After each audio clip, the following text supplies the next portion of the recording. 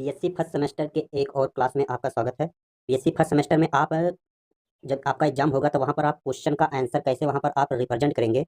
बहुत से स्टूडेंट होते हैं, उन्हें क्वेश्चन तो आता है लेकिन वहाँ पर एग्जाम में कैसे लिखना है, कैसे लिखा जाता है अच्छे तरीके से, जिससे आपको एग्जामिनर जो काफ़ी चेक करने वाला होता है, जिससे आपको फुल नंबर दे सके।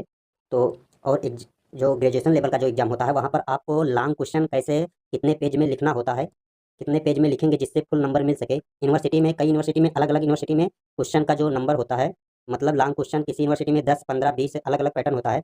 किसी यूनिवर्सिटी में कितना नंबर का पूछा जाएगा। तो आप लॉन्ग क्वेश्चन को बढ़िया डिटेल में अच्छे तरीके से 5, 6, 7 पेज लिखने की प्रयास करिएगा, क्योंकि लॉन्ग क्वेश्चन आपको 2-3 क्वेश्चन पास करा देगा पूरा एग्जाम को। तो कैसे आप कॉपी वहाँ पर लिखेंगे, तो ये सारे पॉइंट लिखा हुआ है। अगर आपको और किसी भी पॉइंट में डाउट है तो कमेंट करिएगा, मैं सलूशन देने का प्रयास करूँगा। तो चलिए, ये जो मैंने क्वेश्चन उठाया है प्रीवियस ईयर का है, 2024-25 का आया हुआ था एग्जाम में। तो मैंने लॉन्ग क्वेश्चन एक क्वेश्चन को लिया है। यह क्वेश्चन आप एग्जाम में कैसे लिखेंगे, मैं उस क्वेश्चन को वहाँ से लिया है, सेम क्वेश्चन, तो उसे आंसर लिखने का प्रयास किया है। तो आप एग्जाम में कैसे लिखेंगे, चलिए सबसे पहले क्वेश्चन देख लेते हैं। ये 2024-25 में आया था।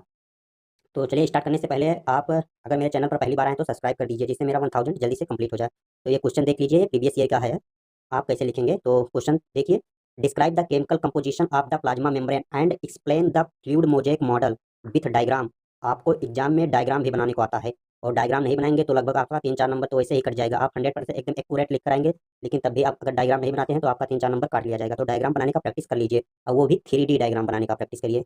तो इसका जो प्लाज्मा मेम्ब्रेन में जो सबसे एक्सेप्टेड मॉडल है फ्लूइड मोजेक मॉडल, इसको आपको और एक्सप्लेन करना है। तो आप एग्जाम में कैसे लिखेंगे, चलिए देखते हैं। तो सबसे पहले आपके एग्जाम में जिस क्वेश्चन नंबर पर ये टॉपिक लिखने को आएगा, उसका सबसे पहले आंसर नंबर डालिए। तो मैंने इसलिए आंसर नहीं लिखा है क्योंकि अलग अलग क्वेश्चन पर पूछा जा सकता है। तो सबसे पहले आप इसका इंट्रोडक्शन डालिए। जैसे प्लाज्मा मेम्ब्रेन को आपको लॉन्ग आंसर में एक्सप्लेन करना है, तो आप इसे कैसे एक्सप्लेन करेंगे। तो इंट्रोडक्शन हेडिंग डालिए, और इंट्रोडक्शन हेडिंग डालने के बाद में प्लाज्मा मेम्ब्रेन क्या होता है उसका ओवर आइडिया दे दीजिए इंट्रोडक्शन में। फिर एक एक टॉपिक को अलग अलग से डालकर पूरा डिटेल में एक्सप्लेन करिए, जिससे आपको जितने नंबर का पूछा जाए लगभग फुल नंबर मिल सके। तो जो इंट्रोडक्शन पार्ट में आपको क्या लिखना है, इसका डिटेल में आपको नहीं लिखना है, इसमें ओवर आइडिया दीजिए प्लाज्मा मेम्ब्रेन क्या होता है, क्या है। तो आप इसे कैसे लिखेंगे, चलिए देखते हैं।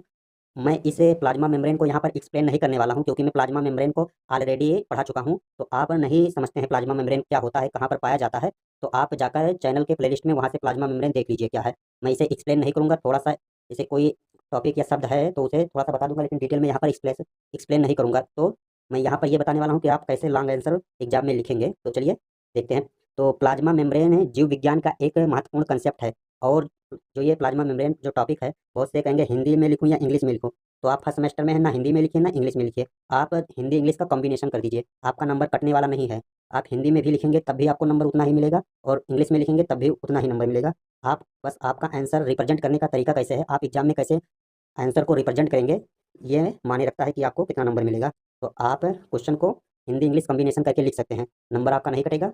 तो मैंने हिंदी इंग्लिश दोनों का कॉम्बिनेशन करके आंसर को लिखा है। आप इंग्लिश में डायरेक्ट लिखना चाहते हैं तो आप इंग्लिश में भी लिखिए, तब भी उतना ही नंबर मिलेगा। तो इससे आपको कोई परेशानी नहीं होनी चाहिए, और ना परेशान होइए।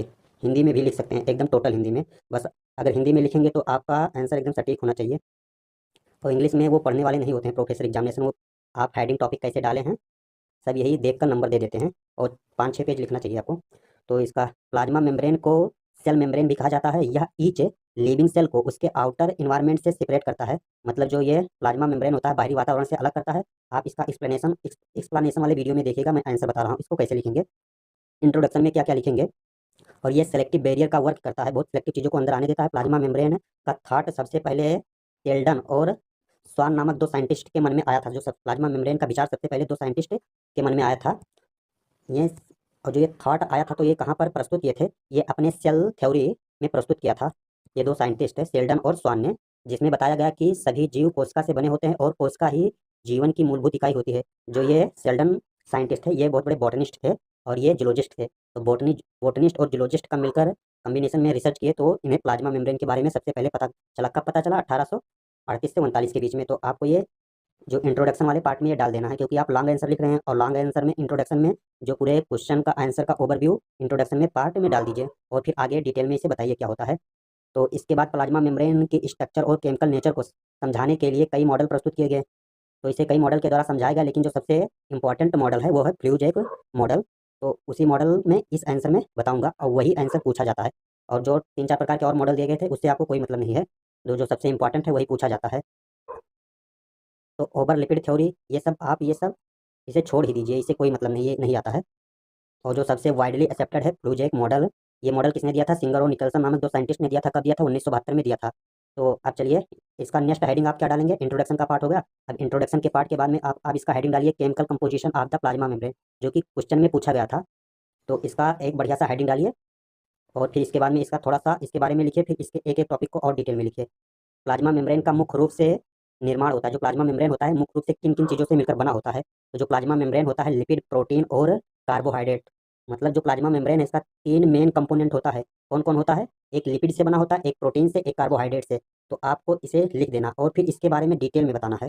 तो इसकी जो प्रतिशत मात्रा होती है, मतलब कितना परसेंट पाया जाता है, ये अलग अलग ऑर्गेनिज्म में अलग अलग डिपेंड करता है। मतलब जो जीव होते हैं अलग अलग प्रकार के, तो उस जीव पर डिपेंड करेगा कि किस जीव में कितना ये प्रोटीन की मात्रा और लिपिड की और कार्बोहाइड्रेट की कितनी मात्रा पाई जाएगी। तो ये डिसाइड करता है ऑर्गेनिज्म। और फिर ये सामान्य रूप से कंपोजिशन इस प्रकार है, जो प्लाज्मा मेम्ब्रेन का सामान्य कंपोजिशन है ये आगे दिया हुआ है। तो इसे तो लिपिड हेडिंग डालिए, ये लगभग 20 से 40% पाया जाता है। और फिर लिपिड के अंदर कौन कौन से कंपोनेंट पाए जाते हैं, तो उसका फिर यहाँ पर लिख दीजिए। ये फास्फोलिपिड लगभग 75% पाया जाता है, कोलेस्ट्रॉल लगभग 20%, और ग्लाइकोलिपिड होता है ये लगभग 5% पाया जाता है। और फिर फास्फोलिपिड को इसके बारे में थोड़ा ओवरव्यू दीजिए। जैसे आप इतना डिटेल में नहीं जानते हैं, आपको थोड़ा ही पता है, लेकिन जब आप अधिक से अधिक हेडिंग बनाएंगे, उसे हाईलाइट करेंगे, तो आपको नंबर मिलने का चांस ज़्यादा रहता है। तो आपको थोड़ा भी पता है लेकिन इसे अच्छे से लिखेंगे, और आप एकदम सटा के नहीं लिखिएगा। आप थोड़ा हल्का, जो वर्ड के बीच में गैप होता है इसे थोड़ा सा बना कर रखिए। और कम भी जानते हैं लेकिन बढ़ा चढ़ा कर लिख देंगे अपने तरफ से। जो आगे 2-4 लाइन है उसे अच्छे से लिखिए, जो आप सटीक जानते हैं। और उसके बाद में आप इससे रिलेटेड कुछ भी लिख दीजिए, कॉलेज में नंबर मिल जाता है। आप इतना नहीं जानते हैं तो 2-3 पेज लिखने का आपको नॉलेज है, तो उसे 5-6-7 पेज बनाकर लिख सकते हैं और नंबर आपको फुल मिलेगा।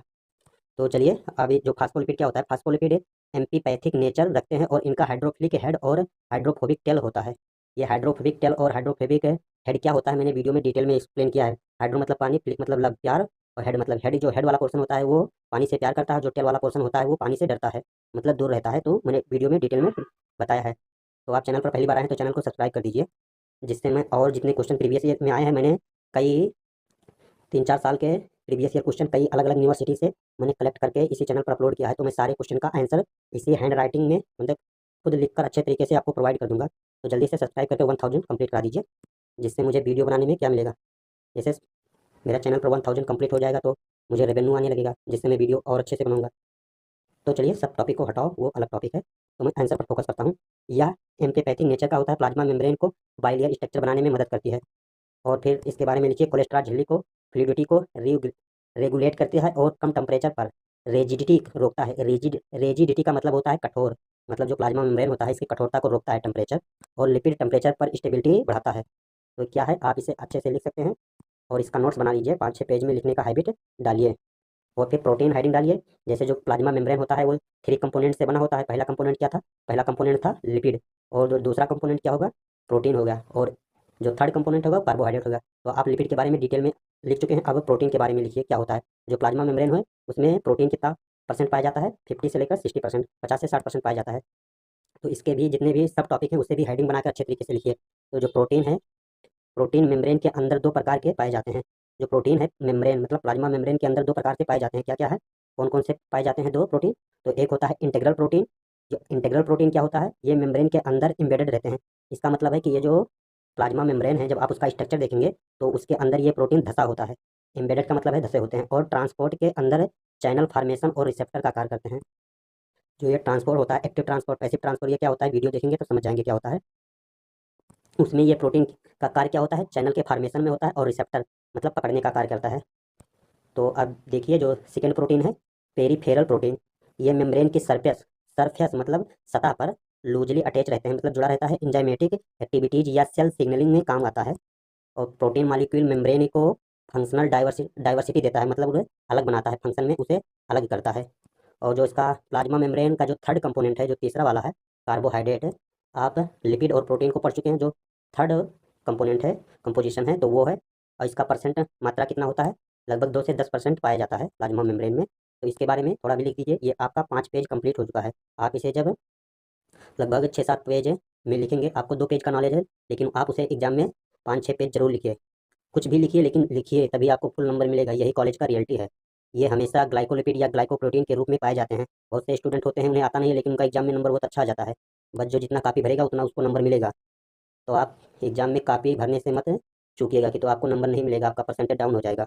कार्बोहाइड्रेट प्लाज्मा मेम्ब्रेन के आउटर सरफेस पर पाए जाते हैं और को लेक्सिक बनाते हैं। इनका कार्य होता है सेल रिकॉग्नाइज करना, एडेशन करना। एडेशन का मतलब क्या होता है? मतलब तोड़ना, काटना। और एंटीजेनिक प्रॉपर्टी रखते हैं। एंटीजेनिक प्रॉपर्टीज का मतलब है जो इनका रोग प्रतिरोधक क्षमता होता है, कौन ऑर्गेनिज्म कितना स्ट्रांग है, ये सारी चीज़ें डिपेंड करती हैं इस पर, एंटीजेनिक प्रॉपर्टी पर। मतलब रोग प्रतिरोध क्षमता, बीमारियों से लड़ने की क्षमता। और जो प्लाज्मा मेम्ब्रेन पर जो मॉडल दिए गए थे उसमें सबसे इंपॉर्टेंट मॉडल क्या था? Fluid mosaic model. तो उसके बारे में हेडिंग डालिए और जो भी चीज़ें लिखते हैं उसे आप पॉइंट वाइज लिखिए, जिससे जो कॉपी चेक करने वाला होता है वो पॉइंट, आपका पॉइंट देख कर ही नंबर दे देगा।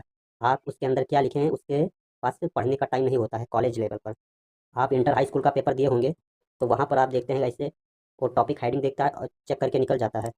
आपने देखा होगा कई वीडियो में कहीं पर भी। तो जो जितना लिखता है उसको उतना लगभग नंबर मिलने का चांस रहता है। तो फ्लूइड मोडेक मॉडल क्या होता है उसके बारे में आप कैसे लिखेंगे? तो यह मॉडल सिंगर एंड निकोलसन ने 1972 में दिया था। ये सारी चीज़ें आप ऊपर पढ़ चुके हैं। तो इसके बारे में fluid fluid mosaic model plasma membrane का सबसे एक्सेप्टेड और मॉडर्न मॉडल है। मतलब ये सबसे आधुनिक है और सबसे ज़्यादा इसे फ्लूइड मोज़ेक मॉडल को एक्सेप्ट किया गया है। जितने भी संसार में लोग हैं सबसे ज़्यादा इसी को मान्यता देते हैं। तो यह सिंगर और निकोलसन नामक दो साइंटिस्ट ने दिया था। तो अब इसका जो फ्लूइड मोडेक मॉडल है, इसका फीचर क्या है, मेन इसका हेडिंग डालिए और इसके अंतर्गत जो भी जानते हैं, नहीं जानते हैं तो ऊपर वाला ही इसमें लिख दीजिए। इससे रिलेटेड कुछ भी लिख दीजिए। आप पॉइंट डालिए, टॉपिक डालिए और उसके अंतर्गत कुछ ना कुछ लिखिए जरूर। कुल में टारगेट होना चाहिए 5-6 से 6-7 पेज भरने का। आपको वहाँ पर लॉन्ग कॉपी मिलती है। तो ये सारी चीज़ें आप देख लीजिए और इसे पढ़ लीजिए और लिखने का प्रैक्टिस करिए। तो ये फ्लूइड मोज़ेक नेचर क्या है, फ्लूइड नेचर क्या है, ये सारी चीज़ें आपको लिखने का प्रैक्टिस होना चाहिए। और जितना हेडिंग डालेंगे उतना ही आपको नंबर अधिक मिलेगा। तो आप इसका नोट्स बना लीजिए। और लास्ट हेडिंग, जो सबसे लास्ट हेडिंग आप डालेंगे उसको कंक्लूजन वाला डालना। कोई भी लॉन्ग आंसर लिखते हैं तो उसका कंक्लूजन जरूर अपने हेडिंग में इंक्लूड करना, क्योंकि कंक्लूजन आप लॉन्ग आंसर लिखे उसका निष्कर्ष नहीं लिखेंगे तो अच्छा नहीं रहेगा, नंबर मिलने का चांस एक दो कम हो जाएगा। तो निष्कर्ष जरूर लिखिए। तो ये significance of the fluid mosaic model, जो फ्लूइड मॉडल है उसका क्या महत्व है, तो उसके बारे में थोड़ा बहुत लिख दीजिए, जिससे आपको नंबर मिलने का चांस बढ़ जाएगा। और जो इसका कंक्लूजन पार्ट है, सबसे लास्ट हेडिंग आप कंक्लूजन का डालिए। कंक्लूजन बहुत महत्वपूर्ण होता है। मतलब जो आपने पूरा लिखा है का क्या निष्कर्ष है, क्या है, तो आप उसे 2-3 लाइन में कंक्लूजन का हेडिंग डालकर लिख दीजिए। अब कंक्लूजन नहीं जानते हैं तो जो ऊपर लिखे हैं वही का निष्कर्ष आप लिखेंगे तो आपको आइडिया हो जाएगा। और इसका डायग्राम भी आपको बनाना रहता है। थ्री डी डायग्राम बनाने को आप सीख लीजिए। मैं 3D डायग्राम आपको इसी वीडियो में लगा दूंगा कैसे है आप डायग्राम बनाएंगे। तो अब चलिए इस वीडियो को एंड करते हैं। मैंने इस सारे नोट्स को 6 से 7 पेज में लिखने का प्रयास किया है, तो आप इसे 5-6 पेज लिखने का प्रैक्टिस अभी से कर लीजिए। और ये प्लाज्मा मेम्ब्रेन टॉपिक इतना इंपॉर्टेंट है, लगभग सभी यूनिवर्सिटी में आता है और लॉन्ग आंसर में आता है। तो चलिए इस वीडियो को यहीं पर एंड करते हैं। और चैनल पर पहली बार आए हैं तो सब्सक्राइब जरूर करना, सब्सक्राइब करना ही है। तो और आपको किस लॉन्ग आंसर पर वीडियो चाहिए तो आप कमेंट करेंगे तो मैं उसका आंसर लिखकर डिटेल में दे दूंगा। लॉन्ग आंसर लिखने का प्रैक्टिस कर लीजिए कि तो लॉन्ग आंसर ही आपको नंबर अधिक दिलाएगा। और जो 2 नंबर 3 नंबर पर उतना फोकस मत करिए। जब आप लॉन्ग आंसर लिखेंगे तो वहीं से जो शॉर्ट आंसर होते हैं वहीं से निकल कर आ जाएंगे। तो चलिए इस वीडियो को एंड करते हैं। तो thank for watching my video. फिर मिलते हैं किसी नेक्स्ट वीडियो में।